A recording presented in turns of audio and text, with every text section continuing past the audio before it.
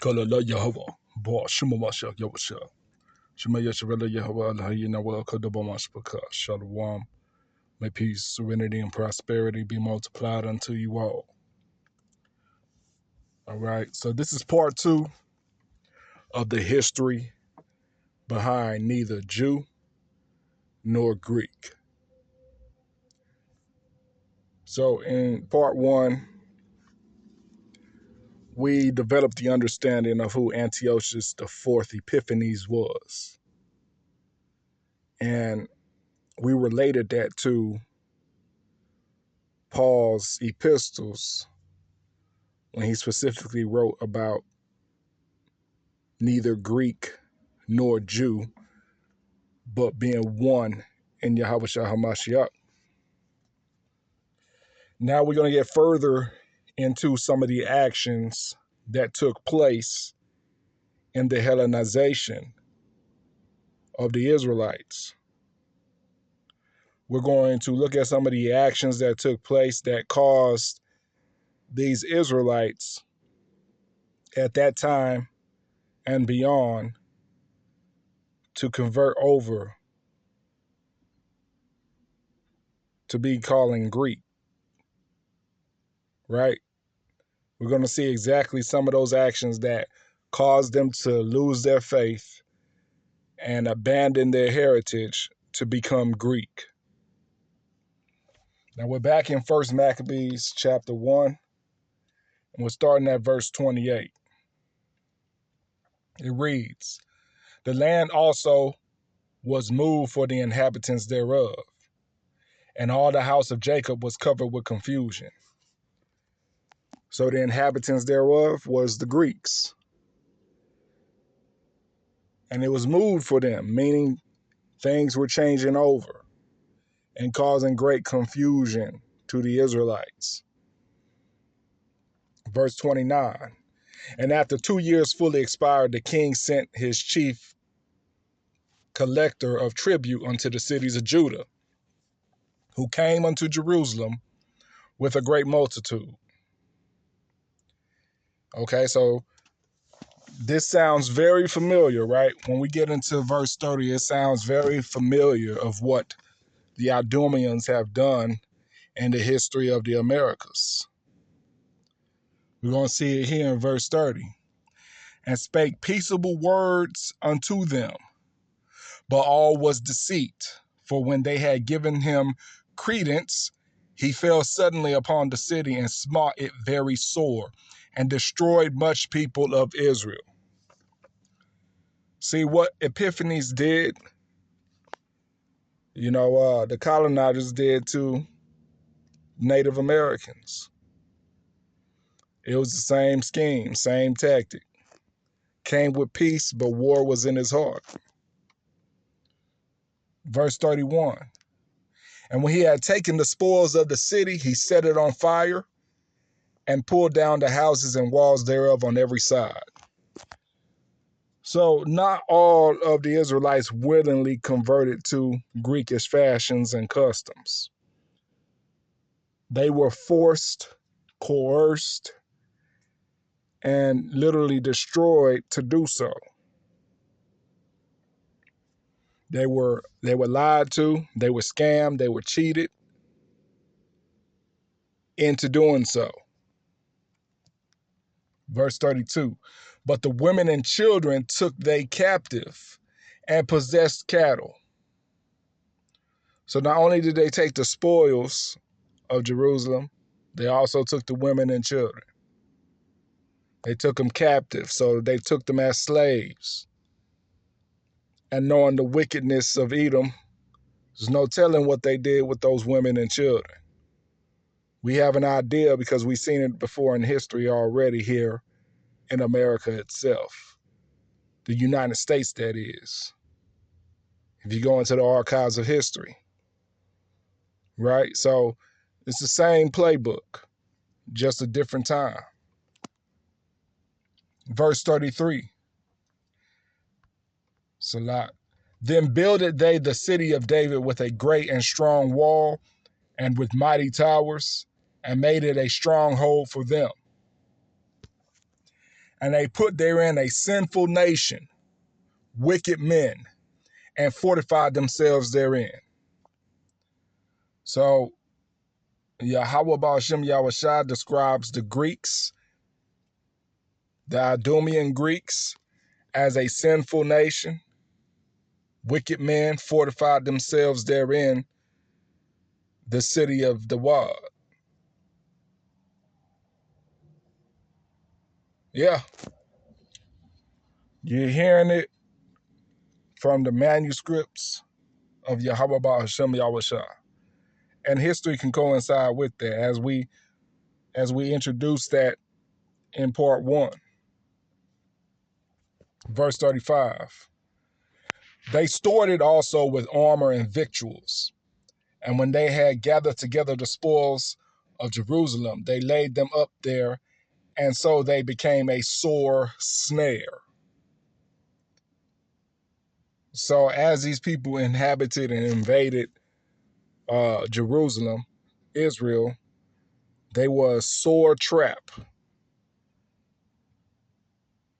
They were a painful sight for the Israelites that were under such subjection to these wicked individuals. Verse 36, for it was a place to lie in wait against the sanctuary and an evil adversary to Israel. Again, Yahweh Ba'ashem Yahushua describes the Greeks at this time as an evil adversary to Israel. All right. So from here, we're going to kick it forward. Verse 41. Now, I'm only speaking on certain highlights here to back up the case. You know, again, you all are encouraged to read this on your own. And a lot of this was covered in the previous lessons from last Feast of Dedication that I shared in the community post. However, back to the verse. This is First Maccabees, chapter 1, verse 41. Moreover, King Antiochus wrote to his whole kingdom that all should be one people. Moreover, King Antiochus wrote to his whole kingdom that all should be one people.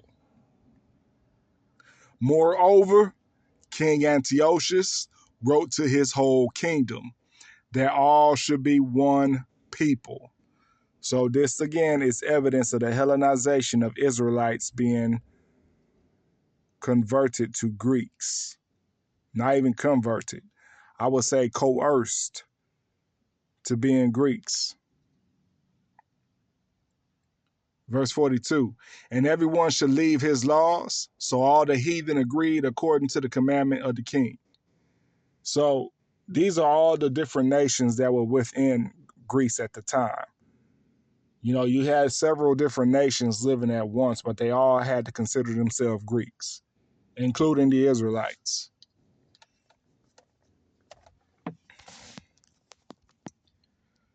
Verse 43, yeah, many also of the Israelites consented to his religion and sacrificed unto idols and profaned the Sabbath. So there you have it. Further evidence, right? Further evidence from what we left off at in 1 Corinthians chapter 12, verses 1 through 2. First Maccabees chapter 1, verse 43 again proves that. Let's run back to that. Let's run back to that so you all can see it for yourselves and read it for yourselves.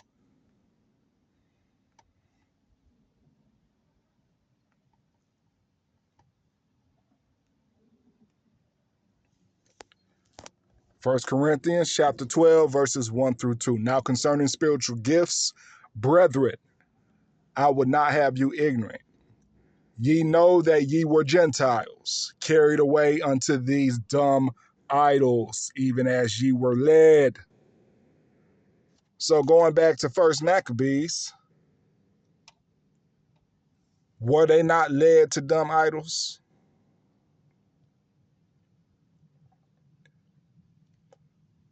Starting at verse 41 again. Moreover, King Antiochus wrote to his whole kingdom that all should be one people, and everyone should leave his laws. So all the heathen agreed according to the commandment of the king.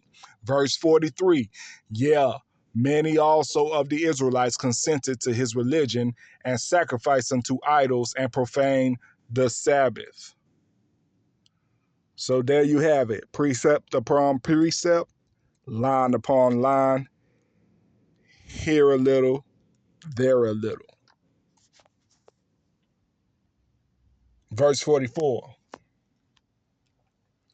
For the king has sent letters by messengers unto Jerusalem and the cities of Judah that they should follow the strange laws of the land. Furthermore, Hellenization, furthermore, proof that Paul was speaking to the Israelites in his letters, stating neither Jew nor Greek. Verse 45, and forbid burnt offerings and sacrifice and drink offerings in the temple, and that they should profane the Sabbaths and festival days. So they wrote laws. They wrote laws. They wrote laws against the heritage of the Israelites, against the practice and customs of the Israelites, with them maintaining the holy covenant that was established to our forefathers. Yes, they did. And you know,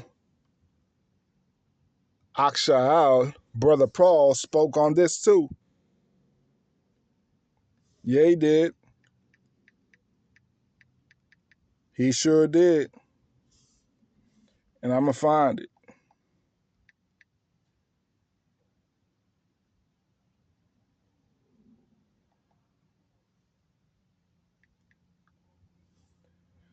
I can't remember the exact book, chapter, and verse, but I'm going to find it. Just bear with me.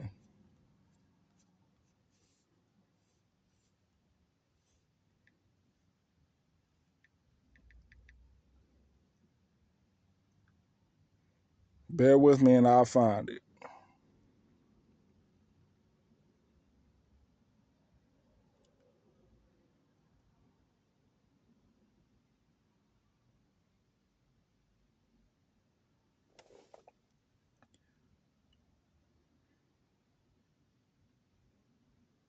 Bear with me. I know it's probably in Colossians here.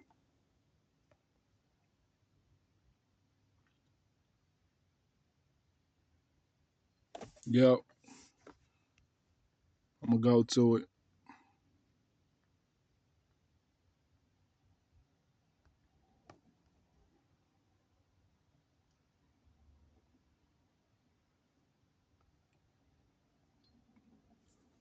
Colossians chapter 2, verse 14. Blotting out the handwriting of ordinances that was against us, which was contrary to us, and took it out of the way, nailing it to his cross. So Aksha'al also made mention of what we just read here in First Maccabees.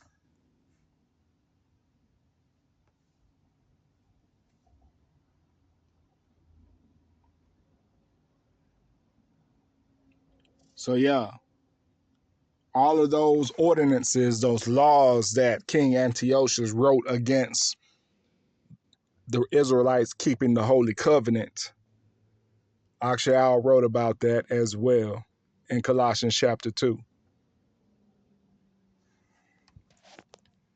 Forbidding burnt offerings and sacrifice and drink offerings in the temple, and that they should profane the Sabbaths and holy and festival days, Salat, and pollute the sanctuary and holy people, set up altars and groves and chapels of idols, and sacrificed swine's flesh and unclean beasts. So this devil made laws that went contrary to the Holy Covenant and favored the profane heathenish customs that he was doing. Verse 48, that they should also leave their children uncircumcised and make their souls abominable with all manner of uncleanliness and profanation. So we know that the Greeks were into all type of profanation, morally, sexually, spiritually. So he wrote laws that coerced the Israelites to perform those same profane actions.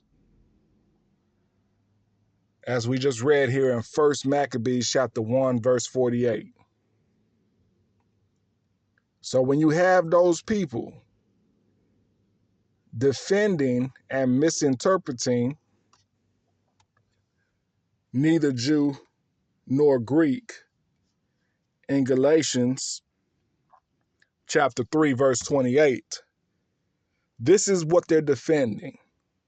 They're defending all of this that happened to our ancestors and beyond. They're defending that. So that lets you know how wicked they are. It don't matter that they proclaim to be, these holy individuals following Jesus Christ. Their lack of knowledge puts them in an evil position that they are advocating. They are defending wickedness. Now you see it. Verse 49. To the end, Salat, they might forget the law and change all the ordinances. Verse 50. And whosoever would not do according to the commandment of the king, he said he should die. You read that right, Mashpakal. You read that right. And whosoever would not do according to the commandment of the king, he said he should die. So whoever went contrary to the commandments of Antiochus were executed.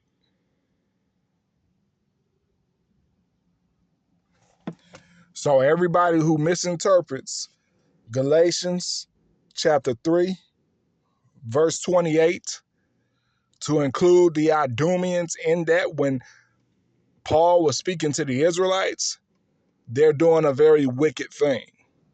They don't know history. They don't know the scriptures. They don't know the business of Yahweh Ba'ashem Yahushua. If they're saying that. If they're going contrary to the truth that's unfolding right now in this lesson. Verse 51. In the self-same manner wrote he to his whole kingdom and appointed overseers over all the people, commanding the cities of Judah to sacrifice city by city. So he was commanding them to partake in wicked sacrifices. Sacrifices that were totally against the covenant of the forefathers. Verse 52. Then many of the people were gathered unto them, to wit, everyone that forsook the law. And so they committed evils in the land. Verse 53. And drove the Israelites into secret places, even wheresoever they could flee for succor. So even though you had King Antiochus, I don't even want to call him King Antiochus, but Antiochus, right? Even though you had his wicked ass ruling and coercing many of the Israelites to submit to his customs, you still had Israelites that rebelled against such wickedness and fled the land. And they hid out. They hid out in secret places so that they weren't subject to such wickedness. They fled. They fled. So I'm going to stop right there. And this concludes part 2 of the history behind neither Jew nor Greek. Stay tuned for part 3 and enjoy the rest of your feast of dedication this evening. We'll pick up on this later this week within the feast of dedication while we're in observance of it. We'll pick back up on this for part 3. May peace, serenity, and prosperity be multiplied unto you all. Shalom.